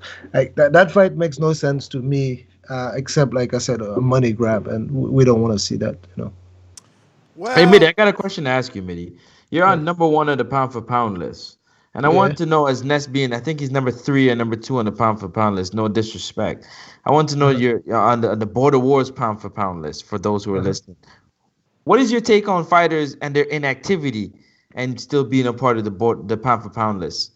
I mean, it plays a role at some point, right? But like, we have to be real with what we can do within the Border Wars ecosystem. Like, not everyone can travel into every single event. It's hard, and there's also not that many fighters in there, right? So inactivity at some point, we have to look at it. I want to say like an 18 months to a 2 year inactivity stint should drop you off the pound for pound list, I believe. But yeah, like that's my take on it. But how much fights? How long of an inactivity must you have? 18 to 2 years, 18 months to 2 years, right? So that means that after this fight, then you should fall off. Tell Francis to get a win on the win column before he start talking about people in the pound for pound, man. He was trying to get at you. He's been trying to remove you and me. He wants to remove you and me. Yeah, but Jose. Maybe you can talk about Jose and you, but I fought in the one just before that. Like, me so too. It's just one event that I did. Exactly. You fought two. No. You and I are gonna miss 2 back to back. We both fought in 7. We both fought in 7. Hey, that's the same guy who wants an extension for Wilder because of COVID, man. Give me my extension because of COVID, man. Hey, listen, I've got a good team, man. I don't have Shelly Finkel in my team, man. We're not about to let that expire, man. Yo. And that's what I was telling Francis. It's like, yo, dog, if anything, you got to chop off at Jose. He got like 4 events he done missed, man. He's supposed to put off that list, man. I love Jose. Those people got to go first. Had great performances. Tank had a great performance. And they not on the pound for pound. I know it's only one fight. But tell this guy, yo, he's in La La Land. He thinks people could get on the pound for pound list after one fight, man. With one fight. Yeah. We're right now small entities. So why does it have to take 16 fights before we get on the pound for pound list? Can you believe they put Bishop? You guys are gonna be old men on the pound for pound list. Let me tell you, I'll get you what you want soon. Like, anyway, I think 2021 I'm getting inducted into the Hall of Fame, so don't worry about that. So. He's getting franchise champion status. You can leave me off the pound for pound. That's okay. I'm Hall of Famer, man. Yeah. Wow. Well, hey, are you gonna take that Elias rematch? Because Elias was touching you up a little bit. Hey, man, like Elias got to fight, man. Elias got to fight. Sometimes you have to let people just like let a few shots off so that you can catch them on the counter, man. I know. You knew you was out of shape, and you're like, okay, get yours off. Don't worry, I'm gonna get you. I see you. I watched that fight 4 times. I know. I was watching. I was like, okay, I You see. That's My how man many do Fran- it. Okay. my man Francis is watching my fights 4 times. Either you're a fan He's a or either fan. you're looking for something. He's No, a I watch fan. everybody's fight. Hey, I watched Hayes rough up Ness 5 times. I watched him. Damn. I watched him go. He had to bite down on that gum shield, boy. Yo, we can't wait for you to fight. I can't wait. We got But Ronald. saying that you're fighting Stainless, is it me confirmed saying- in me Dallas? saying- Nah, no, not I Dallas. can't have- Not Dallas. Why? Oh, why not in Dallas? That's I only have DR. 2 That's DR. He's in quarantine, so he wouldn't have enough time allegedly to train. Oh, I he's one can't- of those, right? He's like, you know. He didn't want to train in the bubble Yeah, like real say it. fighters. I'm like Canadian Jose. Say it. All right. He didn't want to train in the bubble like the rest of the fighters, man. Mitty, honestly though, I'm a fan, man. I'm a big fan of yours. Your skills I is appreciate telling. it, man. Your what matches most is your confidence matches your skill, but most of all, you're a great sportsman and you lift up all fighters, and I appreciate that about you. But I see the way you dance around the ring, man. I'm watching everybody. Like I said, I ain't playing no games when I compete, I'm competitive. So I never lose. I always learn. Just remember that. All right. I mean, the way you interpret your loss is okay. You call it learning, we call it a loss. As long as you in the L column, you know. But let's open up these phone lines. You know the number to sorry, call in. I cut you off, Ness. Like you were reading like super chats before we forget. I think yeah. Ronald Finkel. Yeah, we did have Ronald Finkley. Where'd that go? Ronald Finkley says something about we need guidance. I'm ready to F somebody up, or anybody up. Who got a problem with me? Game over. Ness, don't silence my realness, bro. I don't know. So who's got a problem with Ronald? Yeah, who's got a problem with him? He wants a fight. He wants. Looks like he wants to settle it in the ring. He been wanting to sign up for Border Wars, but we gotta wait. He's got to wait for us to come back to the East Coast. He's got to do it in the East Coast. I think he's like from Vermont or upstate New York. I could be wrong about both. But something like that, I think. What else we have? If those are all the super chats, then we got to go out to. Actually, we got another one from Ronald, right? I believe there was another one from Ronald that we hadn't gotten to, which was True Media. And we're going to go out to the phone lines. You know the number to call in, 1-425-569-5241. Press 1 one time. Voice your opinion right here on the Voice of the People hotline. Don't forget, you can also add Nestor Gibbs on Skype from anywhere in the world to be part of the conversation. Yeah. Let's go out real quick. Are you ready? For the thousands in attendance and the millions watching around the world, ladies and gentlemen, let's get ready to rumble! Stainless. Round 1. Boxing bars are scientific. Time and distance, copy box percentage. Shoot my shot and pivot. Knockouts, scorecard decisions. Inside fighting, switching from left to right while in the clinches. Really, it doesn't make a difference. You train and go the distance. Fans, celebrities, commentators, generic criminals, reporters, interviews, undercard, scouting competition, pay-per-view sales and tickets. The Stainless Michael Buffer. Ring walks and introductions. Yo, let's get ready to rumble. Let's go, champ. Protect yourself, obey my rules. Touch gloves, then make sure that you don't want to lose while I'm trying. The one and done, you go stand in the neutral corner. I'm a ring general. You just an enlisted soldier back against the ropes. Didn't listen to the coach and to see the double hooks. I was throwing over his shoulder. Ref starts to count. 8, 9, 10, it's over. These my boxing bars. That's the countdown to the explosion. How do you have it through 3? Okay, Jim. 29, 28, set him up, and then he belted him with the left hand. Big left hand over the top by Tito.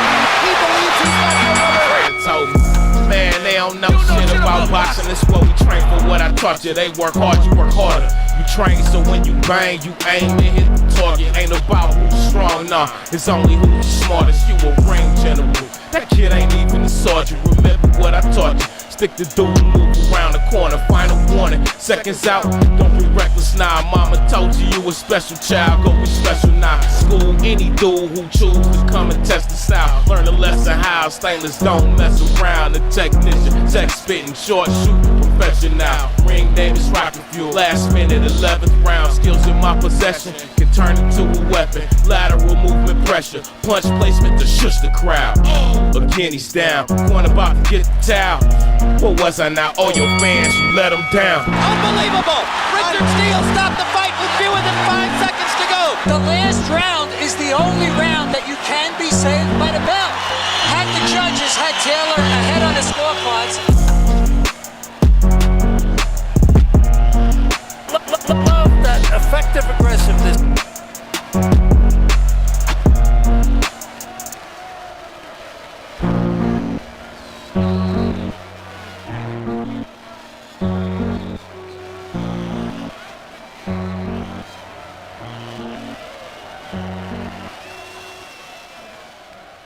All right. We're going out to the lines. I mean, what up? Just like the king is what I mean. The king is what I mean.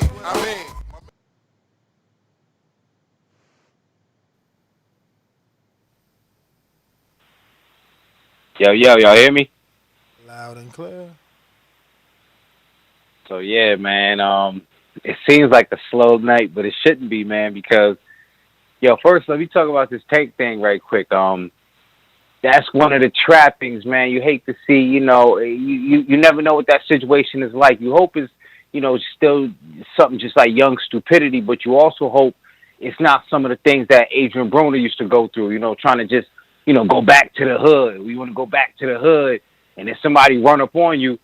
So you got your foot on the gas, you driving all crazy, you running through red lights, man. Listen, sometimes success, you can't take it back to where you came from. So I'm hoping it's something like that, man. But, the contrast of that experience of standing in the ring, with all that momentum, sometimes you can't go back to the hood with that. So that's that. Devin Haney. So now we get to see, what Devin Haney going to do, and we're going to compare it to what Tank did, and we're going to have a lot of speculation. I expect that to turn out the way it's supposed to. Luis Ortiz, man, if it's not impressive, it is a crazy card because it ain't nothing but heavyweights on there, man. But Luis Ortiz, man, why is that Luis Ortiz Dillian White? You know what I'm saying? If Dillian White is sitting around, definitely don't take no Chisora fight. But why not Dillian White, Luis Ortiz? And that turned because this. Is this considered a tune-up for Ortiz, or is this considered, him showing us something? I figure it's a tune-up, and he should be ready for Dillian White. So that's pretty much it, man. I don't know what else we got shaking for the weekend, man, but if it's anything else, man, I'll jump back in. I'm out.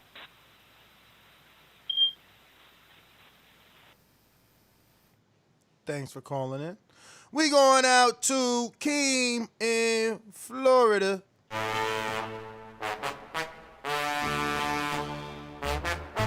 There's nothing in the sponge for Izzy. He ain't got nothing in there. Where the team at? Oh, he got J-Mac giving excellent instructions over there to Keem the Dream.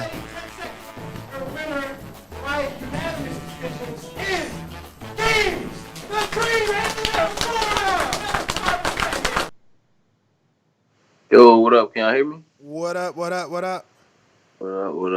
man? Did y'all talk about the Tank accident? I didn't catch the beginning of the show. Hell yeah. Damn. All right, yeah, man, that's unfortunate, man. I don't know too many details on it. I hope he's all right for one. But yeah, that's just crazy, man. But yeah, I really don't have too much, man. The fights last night were decent. I don't know if y'all spoke on that. Deloach lost in that main event. I know we got Luis Ortiz Saturday. Not too much going on, man. Coach Mitty on here, right? Hey, yeah. Coach. Yo. Shout out to Coach, man. Officially in the back call now. Mitty be back there holding his own, man, every day, man. Shout out to Mitty. What up? He be stepping into the Lions den, man, with no problem. Shout out to So, Mitty. Keem, when am I gonna get in the back call? I've been waiting. What's happening? Oh, I got you. Matter of fact, I'm gonna add you in there, friends. They've been waiting for you Please. back there, man. I'm gonna add you I'm in waiting there. to jump Even back. Ness Hide popped me. up today. Even Ness dipping there. Yeah, I had got a call, man. That's why I left like that. And Ness came in hot too, talking that Danny Garcia. That's what I like. Yeah, they was talking crazy back there, talking about. Now listen, man, they be disrespecting Danny, man. Nah, but not even Danny. I mean, my man went on. He jumped off the George Washington Bridge, talking about Earl beats Canelo. I'm like, damn. He jumped off the bridge head first on that. Oh man, listen. That's just how it be, man. But yeah, I don't got too much, man. Good show. Shout out to Border Wars, man, and yeah, that's all I got. Border Wars 9, man, the best ever, man. We calling it Border Wars. We should change the name to Border Wars 9 TBE, man. That's going. Maybe 10 should be called TBE, man. The problem with that is like the next one will be TBE. Yo, that would be a good thing, not a problem if everyone could live up to this one. This one feels like it's gonna be perfect. But let's go out to your favorite caller. When you see old dirty bastard fall in a position like that, then you know that I'm getting ready to bust your.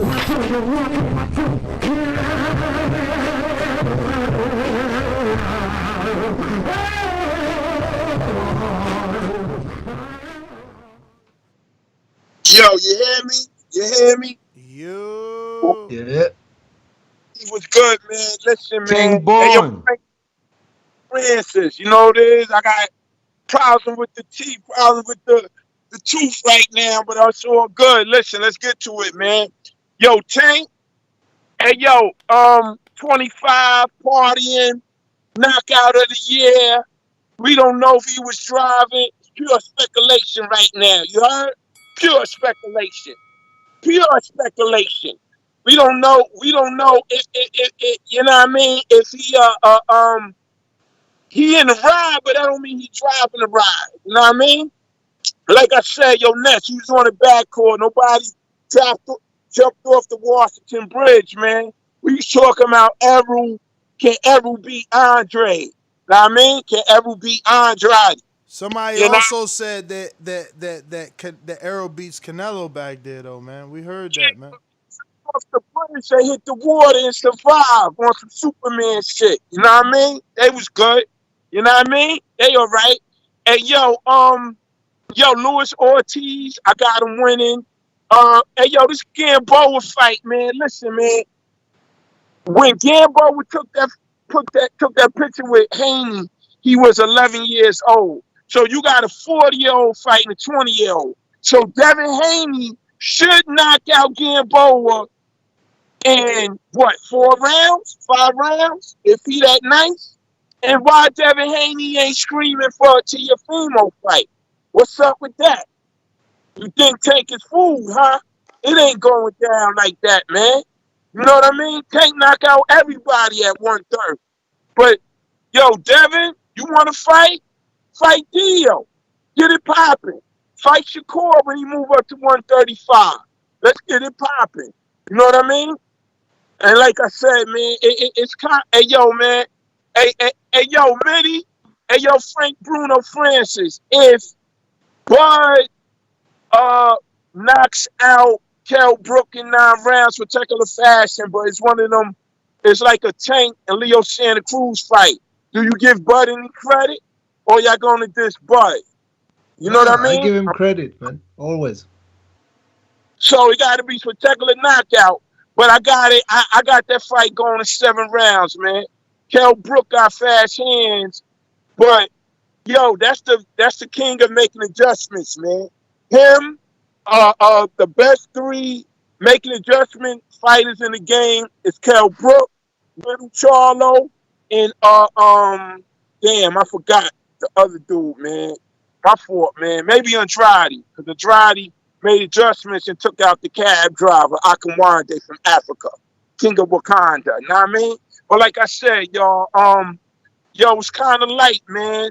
It's kind of light this week, but let's see what we got, y'all. Peace. Peace. Word. Man, I hope you get better, man. Like, there's a little bit something off about your energy today, but I hope you get better, man. You feel it, don't? Yo, hey, he said he called the guy a king of Africa, king of Wakanda, but he called him a cab driver at the same time. That's why King Bone is the best, man. He said he knocked out Ake one day, cab driver, king of Wakanda. Yeah, man. How can you be king of Wakanda and a cab driver? Yo, Jeremiah Milton is fighting on Impact Network, yo. DeBella got a card on Impact, man. TK Boxing Promotions. Yeah, DeBella. isn't it that card? I think Steve put that in the chat. He said the Cali Reese fight is on Impact, right? Is that tomorrow?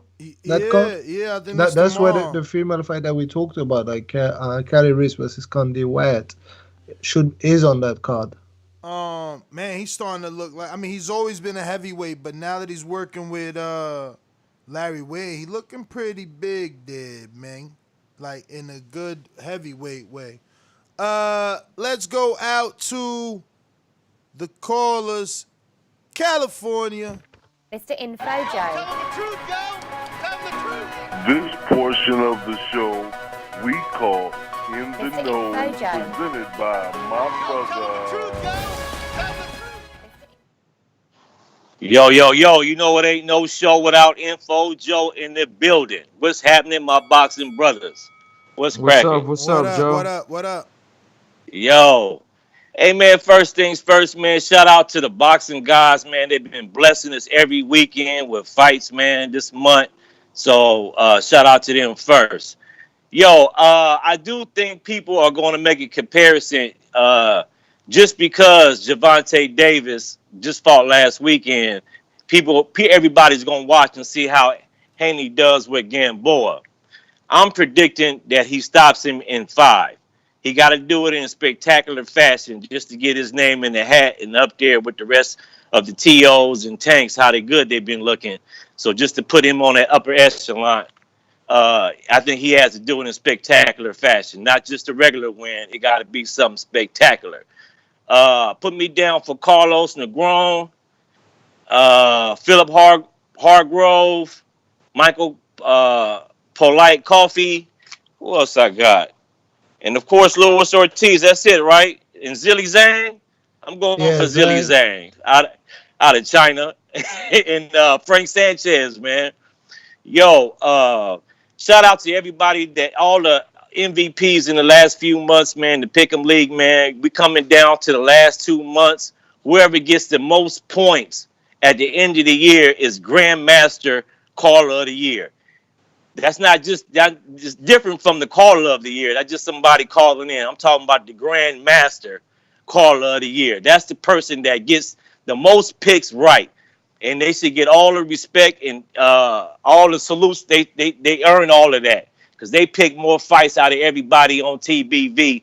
So they get all the stripes. They need to be called General or something like that. And the Grandmaster Caller. But those of you, I'm gonna shout out all my brothers in the back hall, man. A lot of y'all ain't in it. All y'all got good boxing knowledge, man. Put it to the test, man. We got Carlitos, 2 times champ. Victor Phillips, champ. We had Trey Miller, champ. Mayembe was a champ. All that shit they talk about the UK, and Naja been #1 for 6 weeks, and Carlito won twice. Shout out to Brandon for holding it down for America, man. We losing over here big time, man. Yo, Trey is a new champ. Trey is like top of the league, man. Oh, of an amateur. Yeah. Okay, Yeah, shout out to Trey and Brandon. He's representing America, man. Right. Yo. Hey, I'm going to opt out this month from the pro. I'm going to use that proceed that I was going to pay, and I'm going to put that towards a shirt for the winner of next month in the amateur league. How about that? Okay. Ness? We got a shirt for you, champ. All you got to do is be on top of Doomy, but he got a shirt, man. Okay, I'm opting out of the pro, and this is for the winner of the amateur league because in the pro league, you get your prize already. So that's from Info Joe. Peace, family. Shout out to the boxing gods once again. King Born, you came up from the rear, And look at King Born, was down on the list, came back, and he's been doing excellent. Done passed up a whole lot of people. So shout out to King Born. Jump in. This is at the beginning of the month. You can jump in this week and start fresh. That's all I got, gentlemen. Peace. Yeah. And just to stress what Info just said, right? So he's talking about the Pro League, right? So if you want to join the Pro League, you just got to pay your fees for the Pro League. So that will cost you like $20 for the month, right? But the winner will get like a price that is equivalent to the pots that is in the Pro League participants, right? So make sure you just get your fees over to Ness at, using Cash App, and let's see who's the best, man. Are you really the best? Put it to the test. Yo, we going out to Louisville Slugger. Talk to me.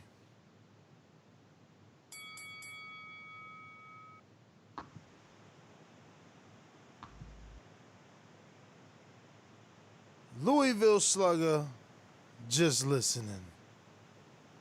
Majid Orlando, talk to me.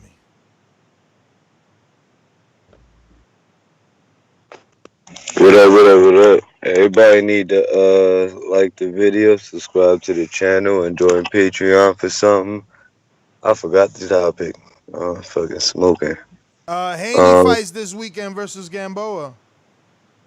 Yeah, I mean, the only thing he could do at this point is just make it look better than the rest. So, you know, yeah, let's see what he got. You know what I'm saying? Then, I guess he could try to call Teofimo Lopez out or something, talk about the real WBC champ or whatever he want to do. But yeah, man. Yeah, that's all I got, man. Alrighty then, my Jimbe. What up?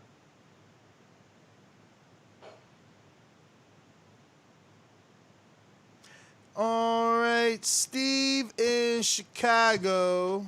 Steve. What up? My town up in K-Town. Hey, Daddy, this a dollar beat. I drink soda, I eat pizza, I hang out with chicks all day. These fighters still can't beat me. They fighting every day, they in the gym every day. Just give me 6 weeks, and I got it. BoxingVoice.com. Oh, can you hear me? Yes, sir. Yeah, Haney, you know, this is easy work for Haney. You know, I was curious, do you know, are they having a crowd there since it's in Florida, or what's up with that? No, it's in their little bubble out there. They definitely, when we asked somebody that we interviewed on that card, they said that they weren't told anything about a crowd. Yeah, I'm surprised because I thought Florida was open, so I'm surprised they're doing it in Florida. Who knows? But anyways, yeah, that's going to be decent scrap. I like this heavyweight card, though. You know, it's nice to see all heavyweights on that PBC. I know it's heavy on the A side, but it'll still be a fun watch.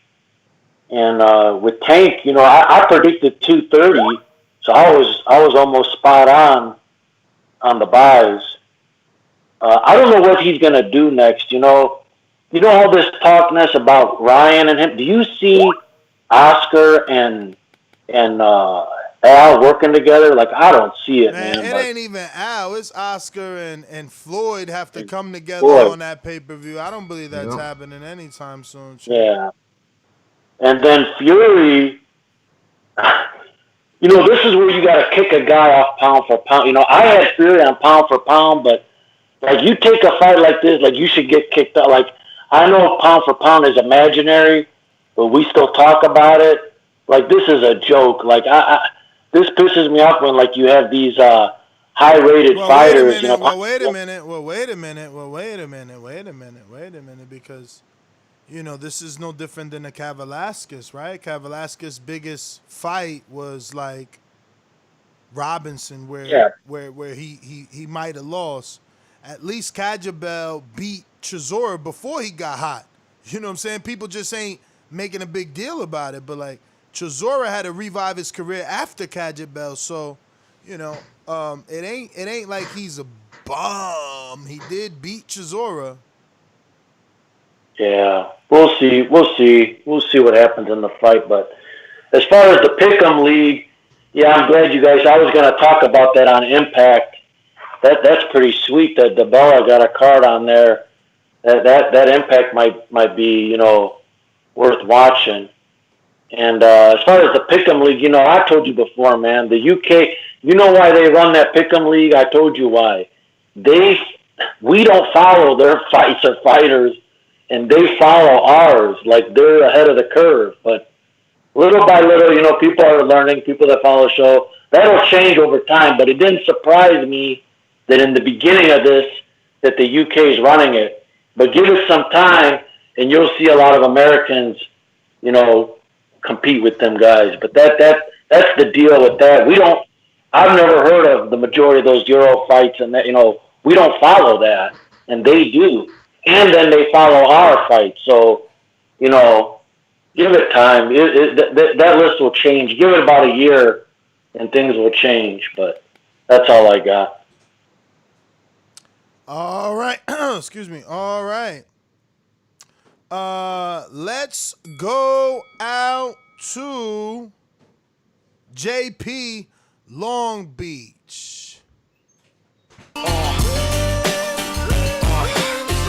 Beach in the house. Yeah.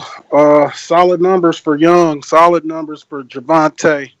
225 is about 100K over my projection. My projection was somewhere around that Charlo range. So I think this definitely proves that he's at least a boxing star. I don't know if he's a sports star. That's kind of my tiering. But aside from Canelo, I don't even think Gennady can do 225 with, it's very few dudes who can put up that number. So we really got to look at Tank differently here because he got a hell of a trajectory going on right now. And only he can ruin it. And it looks like by these reports today, he's doing what he can to do that. Hopefully these reports aren't true. And, he's being more responsible out there than that. But, man, you got a young man coming into stardom, coming in all kinds of money. He's going to do some irresponsible things. Just hopefully he doesn't cross that line to where there's no coming back. As far as all the accusations flying back for me personally, man, I'm taking a step back and I'm going to just let the smoke settle, and then I'm kind of weigh in on everything regarding Wilder and Fury. I just feel like the information out there is just too gray right now. But Ness, I'm gonna be at Border Wars if there's room for me, and I'm utilize your boy, whether it be the grill or wherever else needed. That's my call. All right. I definitely hit up Info Joe. I just hit him up and told him to get at me. We looking at some stuff right now, and yeah. So who's up next? Stone Bone Boxing.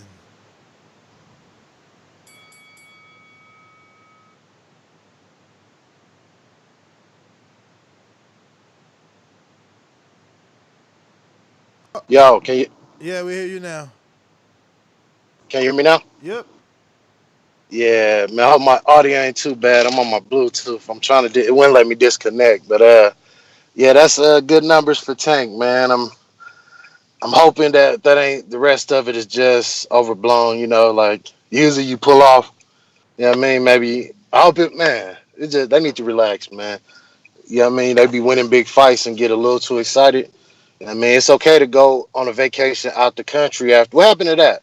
What happened to going out the country when you win your big pay-per-view fight? Take your girl out the country and relax. Don't be in your neighborhood going to see people. Man, it's just a waste of time. I'm ready to see young Devin Haney, the young guy, get back in the ring. He is coming off this injury too. This is his first fight since his surgery, so I want to see what he's looking like. I want to see if he's confident in his shots. Is he moving way too much because he ain't confident? And we're gonna see what Gamboa got left in the tank. I don't think it's much in the tank, but it's a good comeback fight for you to knock the rust off, COVID and surgery. So I'm looking for some good things from Devin. Look, I hope Shakur is coming back. But I'm still. We losing you, champ. You in them Colorado mountains. We going out to on the boomerang. What up?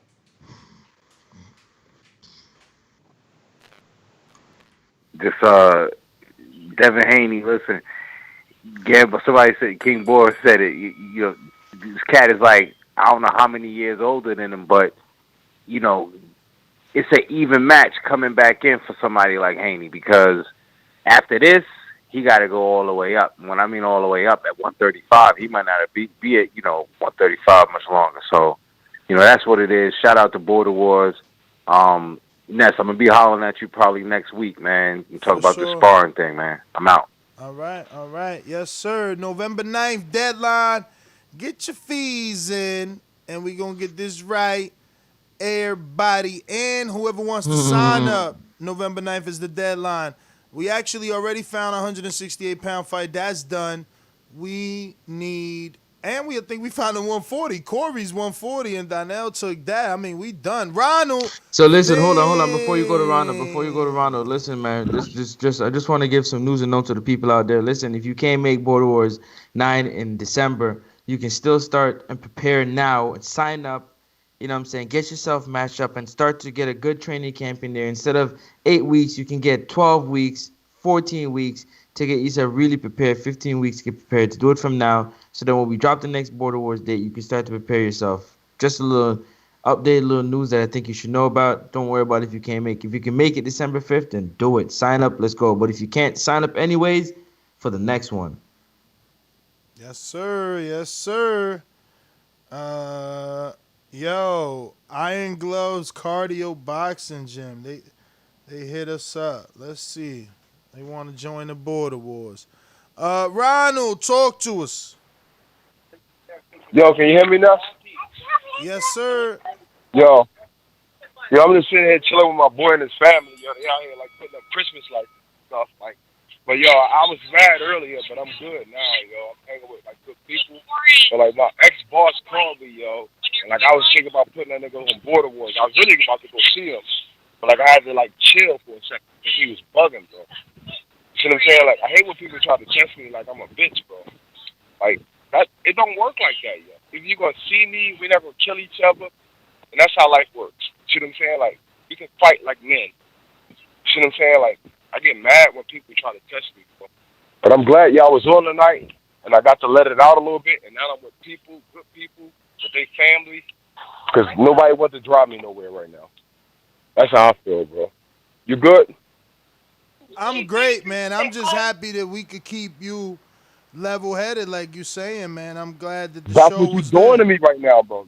That's what you're doing to me right now, yo. I was ready to go fuck somebody up, bro, real quick. You're lucky I couldn't get over there. It's just like I don't like hurt nobody.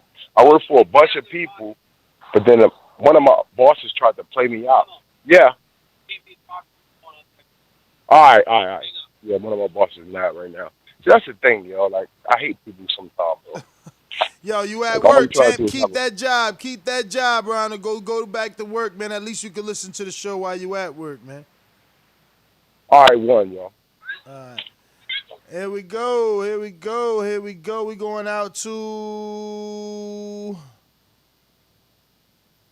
my Jimbe on the boomerang. Going. Boomerang. And that's a no-go. Stonebone Boomerang. What up? Can you hear me? Yes, sir. Sweet. Yeah, I just got off the mountain, man. I'm pulling in my garage now, man. So I should have a little better service. Yeah, like I was saying, man, I'm hoping Shakur is coming back. I doubt they're gonna give him a Valdez. Bob still got some love for him, and he probably want that Burchell fight. I see him beating all them dudes. Them dudes is pretty basic. His understanding in boxing fundamentals will beat them dudes. Like I said, Devin was injured, man, and no matter Ned, you need to watch that little buzz hit on his little thing, man. He got some. He about to murder Kell Brook. Kell Brook ain't gonna make it 6-7 rounds. He talking about people scared to say his name. Man, Mitty, you gonna have to fly over here and bring Kell Brook, Coffee, and Drake body back to the UK because all of the frustration about to be taken out. And listen, I love Earl, but Ness, you lucky I went back here because I No, keep you don't. telling You them. said but. No, you don't. You said but. But listen. I be telling these dudes, man. Look, I love Earl, but all of this gonna just walk in there and beat up Canelo. Just out, yeah, Canelo. Just walk in there and beat him up. Man, listen, he got Bud Crawford smoke that he need to handle. Don't even worry about no Canelo smoke. If you can beat a Crawford, you might deserve to get to go up there and fight a Canelo. If not, Canelo probably stop Earl. Canelo stop. Listen, Canelo will mess around and stop Earl. Let one of the big guys that's closer to 6 feet, like the Charlos, fight a Canelo. You got work to do down here. You got Keith Thurman on your neck. You got Bud on your neck. You got Porter on your neck. Don't be worried about three divisions up. Don't be worried about 3 divisions up. Thurman calling your name. And I don't even listen. You got work at 47, Earl. Canelo, you can catch him when he's an old man and that knee is done, and then you can probably beat him. But right now, you can't even beat Bud. Who can't be Bud? What are you talking about? Canelo? No, Earl. Oh, yeah. Listen, he listening so Earl, hard. that's all you know. No, I'm saying. You just want a cake for Canelo. No, You ready to jump in with your cake for Canelo? No. He right. He got to deal with Crawford first, man. They was talking. And crazy. Keith. Yeah. And Keith. I mean, nobody worry about no ponytail. Oh, listen, man. before you go Canelo's at 168. So unless you're gonna do a 164 type catch weight, that's 3 divisions up, Earl. You got 2 big fights, pay-per-view fights right now, and you better worry about this Puerto Rican kid who got a. No, I ain't gonna say that, but yeah, worry about this Puerto Rican kid who got a loudmouth dad. Peace. Well, that is Stonebone, everyone. I love it, man. I love it. Catch us tomorrow morning, 9 a.m. Eastern Time. Nest GTO, Instagram, and Twitter. Arrivederci. Yeah, you already know what it is. Next up, Sports Talk. Next up, Sports Talk. Thank you so much for joining me for all things sports. I appreciate it. I love it. Thank you for the Lord for another one. Mitty, thank you very much. I appreciate it. Nestor, thank you very much. I appreciate it to all you out there. Be sure to hit the subscribe button and the thumbs up button because it doesn't cost you anything, but it does help us grow and it does help with the visibility of the show. Shout out to Border Wars 9, December 5th. We coming. Yo, speaking of Border Wars 9, December 5th, shout out to Anthony Hawkins, who sent in some bread for the Steve Willis Fund, and I got the Steve Willis Fund people. So Anthony's on the list. Anthony Hawkins, shout out. Bo from Bama, shout out. Anthony Von Lewis, shout out. Ivan Gamar, shout out. Ito Cool, shout out. Majimbe, shout out. Kristen Camillo, shout out. Dennis in Tampa. Elias, shout out. Stainless, Izzy, and Carlito in the UK. Shout out all these people for contributing whatever they could to make sure that Steve Willis gets to Border Wars December 5th and is treated and accommodated well. So remember, you can Cash App Nest GTO or get in touch with us on Instagram if you want to make a contribution. However you want to do that to make sure this event goes off the ground and gets done properly. That being said, shout out to some of our major sponsors for December 5th. Shout out, obviously, Brian Custer and Last Stand Podcast. It's the Last Stand Podcast right here on YouTube with Brian Custer. And, he keeps the fire interviews on. Shout out BTRagency.com. That's Big Rig Trucking Agency.com. And that is for insurance on all your big rigs in the Philadelphia, PA, Ohio, New Jersey, New York, and Connecticut area. Contact him for a free quote and see how competitive he can be. Shout out to Undisputed Boxing Gear. Coach Rivera. Shout out to Kendall Holt and Holt.boxing.gloves.